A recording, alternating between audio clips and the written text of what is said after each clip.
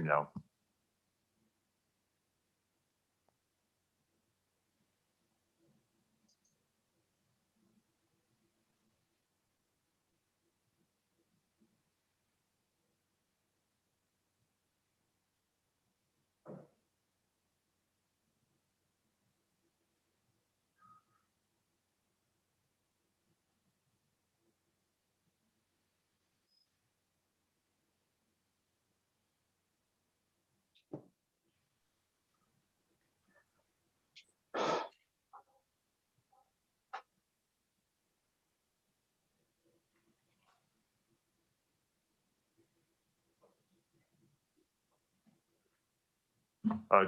Chair Grieve, we're ready to go. Okay, so I call this meeting to order of the Black Creek Oyster Bay Services Committee for Monday, March 8th, 2021 to order. As you probably know, we are doing our business today on the official unceded territory of the Comox First Nation. First thing on the agenda is a management report for receipt. My receipt. Moved, and I'll second it. Is there any discussion on the management report?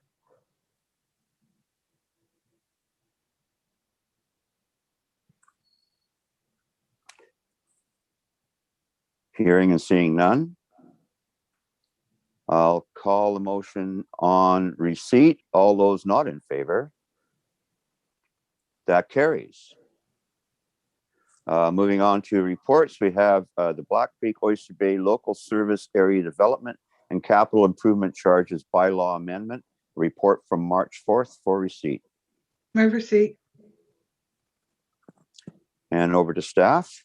Thank you very much, Chair and Director. And Chris LaRose is online, and Senior Manager Water and Sewer. He will provide an outline of the report and answer any of your questions. Chris. Good morning, everyone. Through the chair. Yeah, so this report was originally brought to the February Black Creek Oyster Bay Committee meeting, and it recommends amendment of the BCOB Water Service DCC and CICC bylaws to include a rate for campgrounds. So having this rate in the bylaw will ensure that all developments and properties brought in from outside the service area will pay their fair share of the capital improvements required to supply their water demands into the future, and ensure that the existing service area users do not unfairly shoulder the cost of doing so. At the last meeting, Director Lee raised a concern about the reality that many RV sites are used for longer than required under the bylaw, and specifically that the proposed bylaw amendment was not clear enough about these sites being commercial.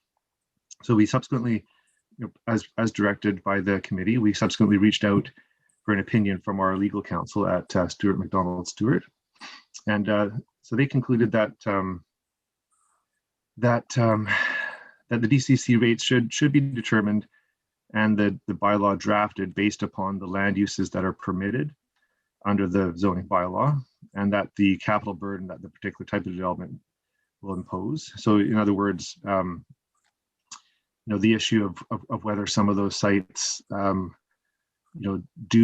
occupied for longer than allowed under the bylaw is more of it's a land use issue, not a water service one, and that the DCC should be based on what's permitted under the zoning bylaw. And then also noted that that the DCC or CICC amount is developed based on the peak amount rather than the annual use, and the peak amount does occur during the summer when the sites are occupied and allowed to be occupied. They also, they assessed the merit of adding the word commercial to the new campground category, and instead recommended a slight tweak to the description of the other pre-existing category, which is the commercial institutional category. So it previously said other than, it included the kind of in brackets, other than tourist commercial, implying that tourist commercial is also commercial, but even though it doesn't have commercial in its name. So now the bylaw that's attached to the agenda reads in brackets, other than tourist commercial and campground, to also imply that campground is also, or can also be a commercial category. So while reviewing the bylaw, again, SMS also picked up on a slight wording change warranted in section 3B. And this is advised and included in the draft bylaw to ensure that property owners investing more than $50,000 to install new campsites on their property will pay DCC. So it's just, the language is just, it's been improved to be clearer to ensure that existing property owners with existing properties in the service area who are investing in supporting infrastructure for campsites will trigger this DCC charge for additional campsites on their property. So definitely appreciate the question raised by the committee at the last meeting as it led to these two improvements to the bylaw, and I hope that they've satisfied the intention of the request.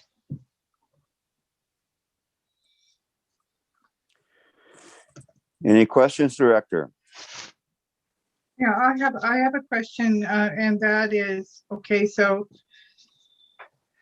these units that are occupied, I mean, I don't understand the rationale for charging only about 20% roughly of the cost per campsite that we charge to householders. I can't imagine that just because you live in a different form of housing that you don't have a shower every day, or you don't use water. Maybe you don't have a garden. That might be different, but I don't understand this price differential of $6,058 for residential charges for DCCs and capital improvement bylaw, and $1,400 for these other types of housing.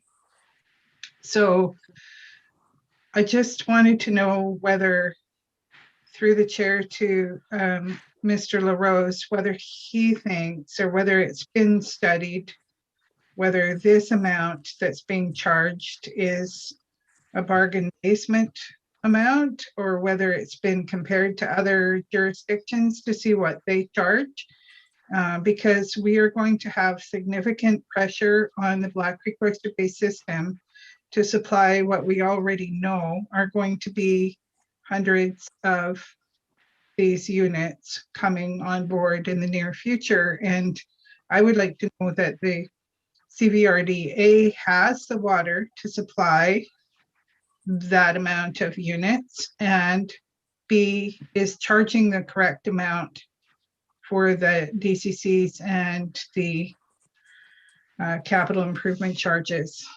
I don't want us to be subsidizing by charging less than what it costs us to hook them up.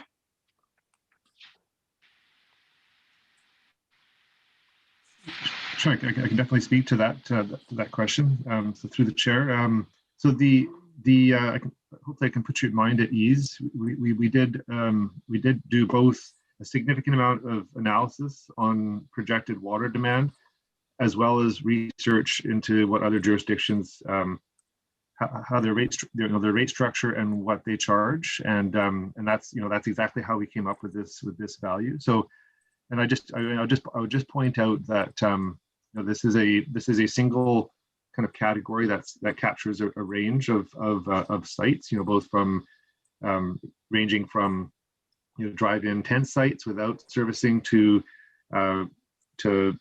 fully serviced RV sites.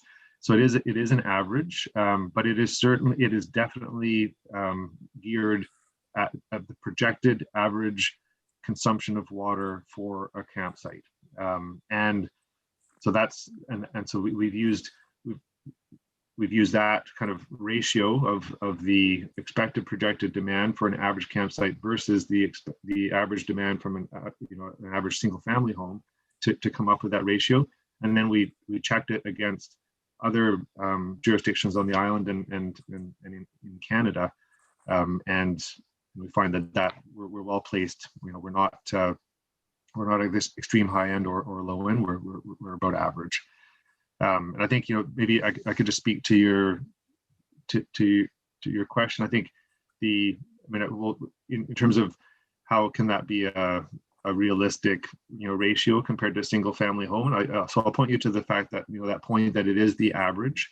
So, we're covering off both the tent sites and the RV site. So that's one piece. And then just, mention that, that even the RV sites, have a significantly lower water footprint than a single family home. They don't have, while some of them may have, flower boxes, they don't have large lawns or vegetable gardens that they're irrigating, which is a large fraction of that single family residential demand. And they typically have fewer people living on them as well. So, we're confident that the rate that we've set here, we're recommending, is adequately captures the demand and the future load of these sites on the service area.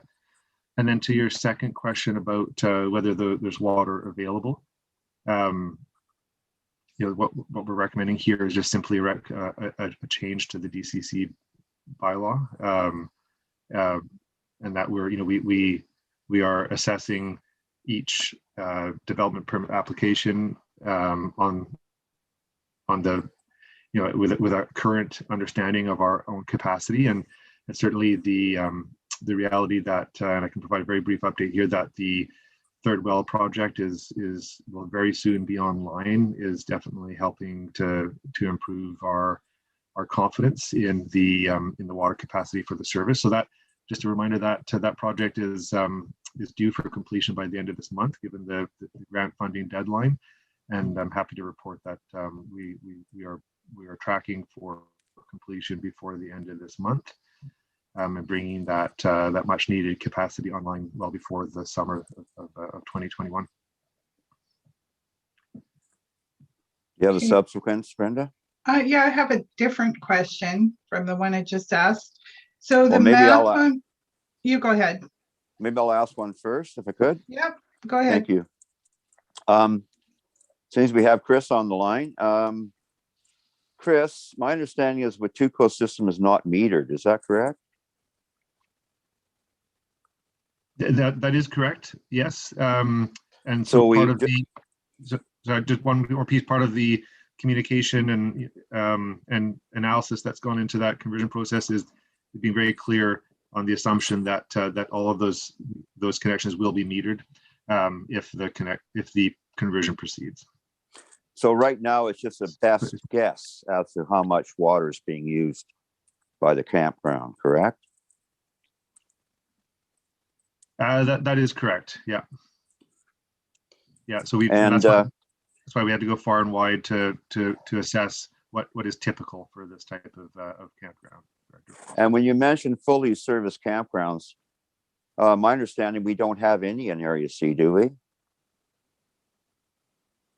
Except maybe First Nations are coming online with a fully serviced one, but there's no sewer, is what I'm trying to get at. Correct? Oh, well, to be honest, I'm not sure on the sewer side. I just meant, I think the concern from Director Lee was about these, fully serviced RV sites, and whether those include a connection to the on-site treatment system or not. We're more focused on the water side. Yeah. But right now there is no sanitary sewer in this area. Correct.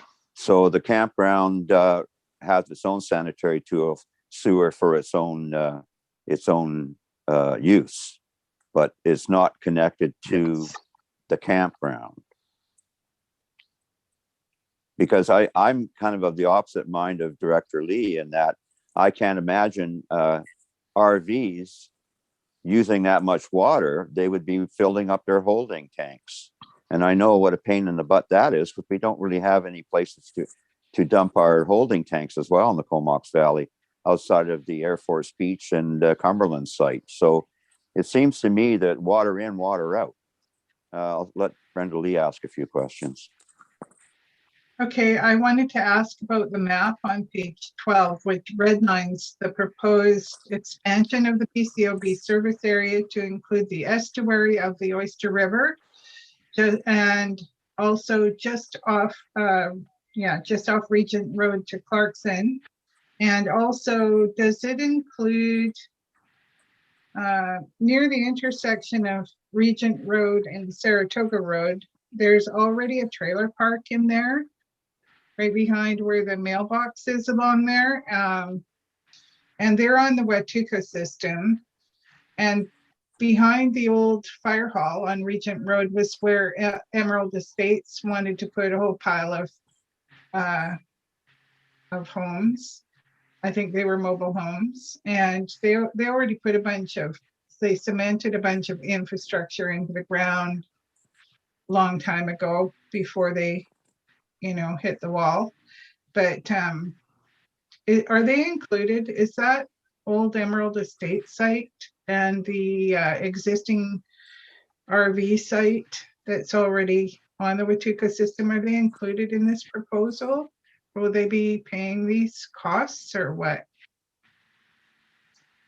To be honest, Director Lee, I'm not sure of the property that you're talking about. But the only other kind of special case that that's on our radar is the Saratoga mobile home park.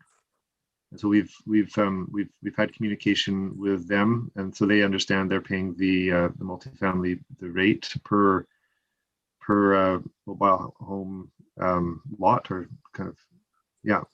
But other than that, in Pacific Playgrounds, we are not aware of any other kind of campsites within the Watuco system that this would be applicable to. So none of those would be considered campsites anyway, right? So this particular development cost charge and capital cost wouldn't apply to anybody existing, right? That's already there, that's in a mobile home park or living in an RV or a fifth wheel or something.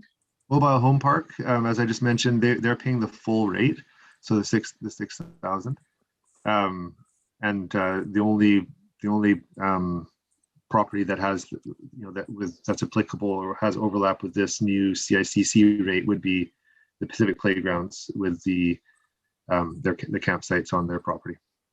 Mm-hmm. And the ones that are right on the estuary, how many units are proposed to go there? Are you speaking about the Saratoga on the Racing? map? On the map, and when you see the red line areas, there's some that are right at the end of the Oyster River on the south side of the estuary. Are those all part of Pacific Playgrounds? Or are those? Yeah, that's the Pacific Playground property. Yes, that's correct. Yeah. So there's 20 or 22 cabins that run up along the river. So they're paying the full rate. Yeah. The proposal is that they would pay the full rate, and then the campsites, which I believe are more on the kind of the northeast side or closer, farthest down the river there, that's roughly where the campsites are. But otherwise, I believe the cabins run up in a line along the river as you go north or southwest. I know it's probably a land use decision, but I really think it's sad that we're going to put those fifth wheel and RV things, those aluminum boxes out at the end of the estuary. I don't think it adds to the beauty or the aesthetics of the area or protects the estuary in any way. Well, just to be clear, Director Lee, that's already there. So this is we're just looking at bringing, obviously conversion of the Watuco system, or not conversion, assimilation into the BCOB service area. That development it's been long-standing. So there's no, as far as I understand it, we're just talking about existing properties, existing cabins, existing campsites. Okay. So it's this, and it's under the CICC. So the capital improvement cost charge is meant to capture bringing in existing development, but that's outside of the service area, bringing it into the service area. the DCC rate, which is proposed to be equivalent, is for new development within the service area, and that's immediately applicable to the development that's proposed at the Saratoga Speedways, which is just off the map to the left. So that's an example of where there's proposed 100+ campsites on that property as part of the redevelopment of the Speedways property. So that's where a DCC will be used, because it's an existing lot in the BCOB service area that where they're proposing to add these types of units. I'm skeptical because I don't see that our water system can supply, hundreds more connections. And I don't think that these connections are going to use, 20% of the water supply. I think it'll be much more. I just think it's going to be a terrible burden on our ability to supply water to our residents. I'd hate to see our residents have to be curtailed and go on water restrictions and everything because the system got oversubscribed. Mr. Chair, if I could just bring us back to the matter at hand. These are all very good concerns with respect to land use and what has been permitted through the regional growth strategy and land use zoning and the community plan. But before you today is a development cost charge bylaw, for the purposes of which to apply these costs to new connections, new services that we provide. It is within the purview of the committee and in the operations of this service to limit access where there is a legitimate concern with respect to the supply of water or otherwise. That is within your control. But today what we're trying to do is just make sure that our DCC bylaw provides for the types of development that are either permitted through land use zoning or possible as a result of the policies that have been adopted by previous boards in the past. So the focus today is on the DCC bylaw.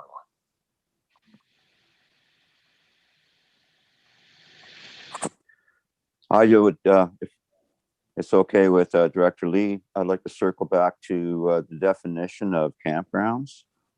I think it's a little more than disingenuous right now when you are talking about charging the full rate for mobile homes and a mobile home park. And basically what we have are mobile homes that are classified as travel trailers. They're still permanent fixtures. So it does bother me that we're pretending that these are open to the traveling public when we all know that that is not what the case.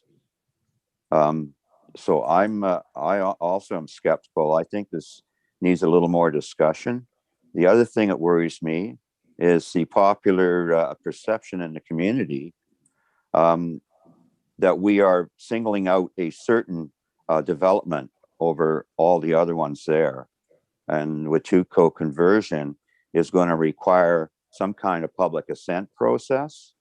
And what I hear from the residents of that area is the regional district does not have a stellar reputation down there in the resort community to begin with. In fact, I think Tom True had to withdraw the bylaw revisions at third reading, rescind it back because of public outcry. So I don't think there's enough time and energy being spent here in gaining support from the public when we're going to have to go to them hat in hand for approval at the end of, actually in more than one. We've got the mosquito bylaw coming up as well. So I just am unsure that we should just force this through at this point.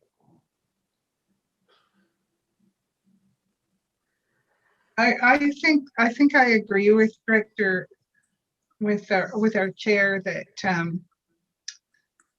this needs a lot more public input, and I think that we should just defer this decision until such time as we're able to hold open public meetings and discuss it with the people in that service area and find out what they think is fair, because it doesn't look right to me. Like, they're essentially places where people live, we're proposing to charge them 20% of what we charge a mobile home. And there's no difference in my mind between a mobile home and a mobile home park and these glamping sites with these, basically people driving their homes across the country to park and live in a campsite, what we're deeming as a campsite. They're not campsites. They are,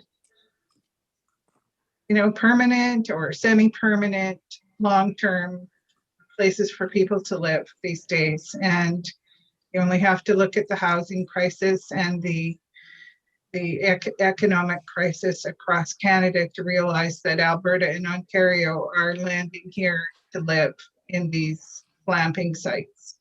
Mr. Chair, Well, could let's I stop just- it right there just for a Mr. sec. Chair, I just want to once again focus the directors on the issue at hand. You are considering a development cost charge bylaw, the purpose for which is to ensure that new connections, the provision of water to new areas and new service providers pays their fair share with respect to the capital costs that have been invested by the current users of the system.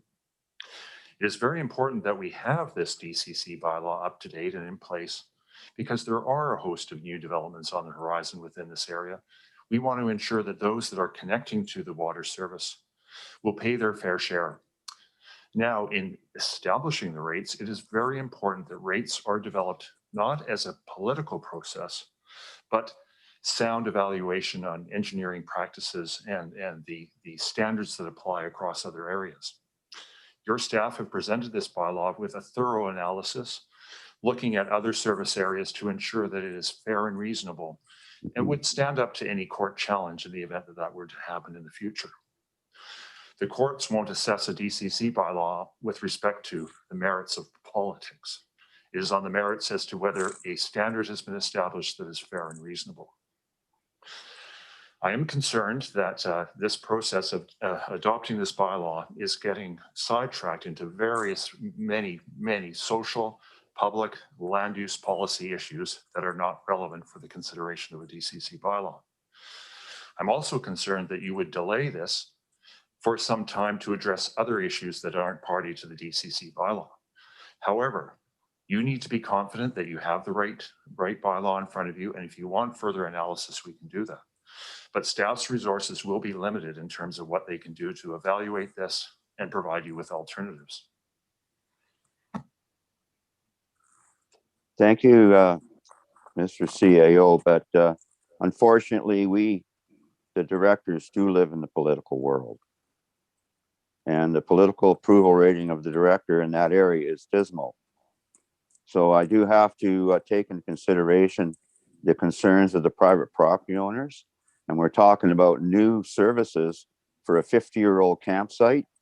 I think this deserves a little more consideration.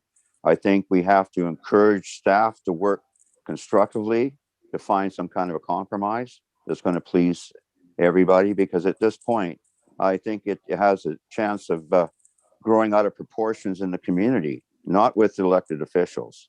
So I understand the concern of engineering, and it's great to live in a black and white world, but that's not what we're dealing with here. So I think Director Lee has moved a motion forward to defer this to the next meeting, which will be in April. I'd like to second that. And any further discussion? Well, I didn't actually say the next meeting. I said I would like to defer it until we can have a public meeting with the people of that area to find out what their opinion is about these development cost charges and capital cost charges in relation to what they have to pay in their mobile home parks and their hookups. I don't want to see us subsidizing a certain form of development over, the standard forms of development if they're pretty much the same between a mobile home park and a glamping site. I want to hear from the public about it, and I don't think that these proposed charges are they don't look right. They're only 20% of what we're charging, residential, 20%. Are they only going to use 20% of our, our resources? Are they only going to use 20% of our, hookup fees and everything? Are they, I need to understand more about it from the public point of view. This is a public system. It will be a public system. Or if we want it to be part of, if we want Watuco to be part of the regional system, we need to talk to them. I think that the date of, just postponing it till deferring it to the next meeting in April, we won't have a chance to consult the public. And I think we need to put a caveat on that this won't go through until we do have a chance to speak to them face to face. I'd like to ask staff on process. What we have right now is a conversion of a local service area to the public local service area. And there is a public process involved. So at the present time, I'm just wondering what on the horizon is that slated for? Is it something we're looking to bring forward in September? Sure, I can speak to that, and I think we're a little in the dark on that, Director. This has been fully in the ballpark of the Watuco owners, who have been completely silent, from our perspective, for many months now. So I think that would be a question for the owners of Watuco. Well, therein lies the problem, because perception is that it's both sides are being blamed. So I would definitely encourage some kind of movement on this. Maybe we can work if we had the property owner and the LSA owner, which I understand have some of the same partners, which further complicates it.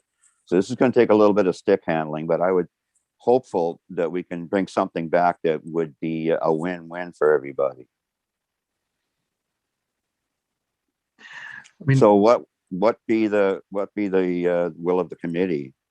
So on a deferral motion, we're only supposed to be speaking to time and place, and I would move that this be deferred until September, when we will be able to go with our jabs in our arms. We will be vaccinated by September, and we will be able to go out to public and ask them, and get this right.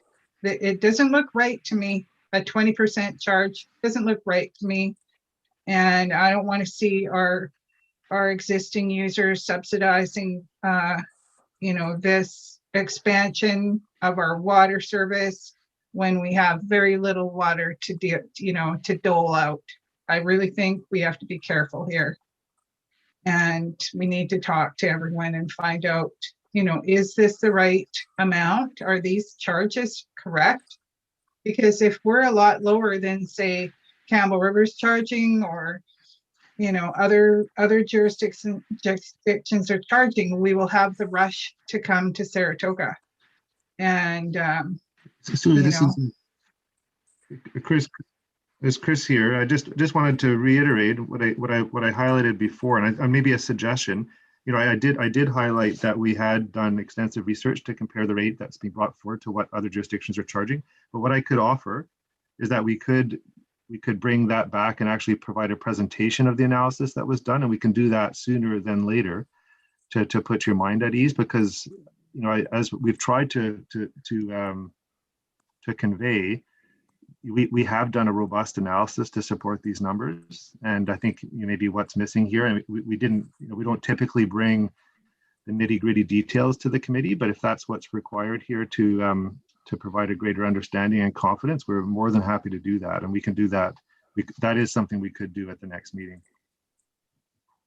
That's not what we're asking for, though. We want the public to weigh in, and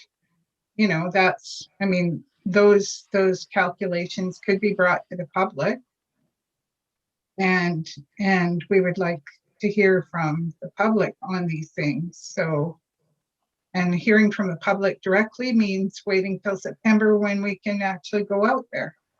Mr. Chair, in order to achieve all the demands here with respect to the consideration of this, I would like to suggest that we could in fact go to the public and have a very wholesome engagement with them. We have been able to accomplish that with our other services.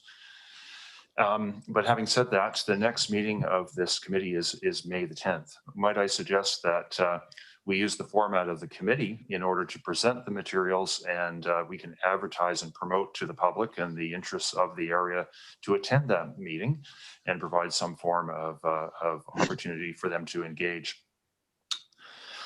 So we could do that either as a special meeting in April or wait until May 10th, have a meeting of this committee that's well advertised in which we present the analysis and maybe a little bit more background on just what a DCC bylaw is for the benefit of the community. And the capital improvement charge bylaw as well. I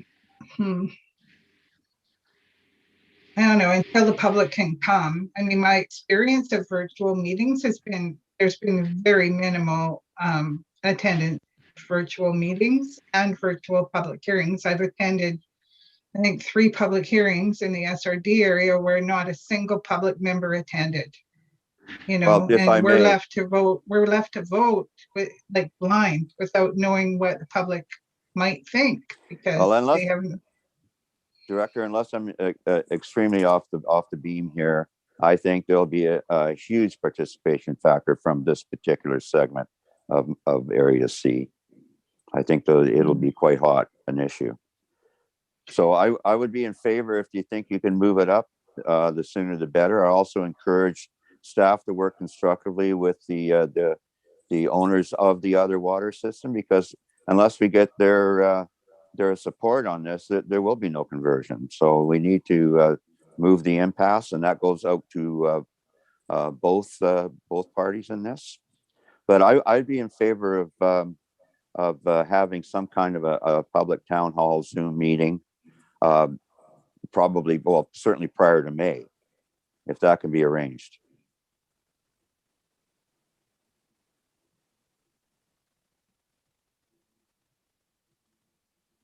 Well, then I'll move to defer until a public meeting can be held to discuss the DCC and capital improvement cost charge bylaw with the people in the area affected. I'll second that. Any comment from staff? We'll do our best to fulfill that before the next meeting of this committee in May. Okay. So it's on the table for a motion till after a public consultation meeting. And it's first and seconded. And anybody not in favor? That carries. That moves us to adjournment. Move termination. Seconded. Anybody opposed? We're terminated. Thank you very much. Thank you. Thanks. Do I need to stay for the electoral areas for any reason? I know that some things being referred to them, but I don't have to stay, do I? No, we just have the policy that you adopted at the last meeting going to EAST, but you Yeah, don't need to that be there. charge. Yeah. I have to make a run into Campbell River to deliver some documents to the SRD that need to get on an agenda for Wednesday. So that's why I'm hoping I didn't have to stay. Otherwise, I wouldn't mind. But yeah, okay, I won't be there. Thank you very much, Okay, everybody. see ya. Okay, bye.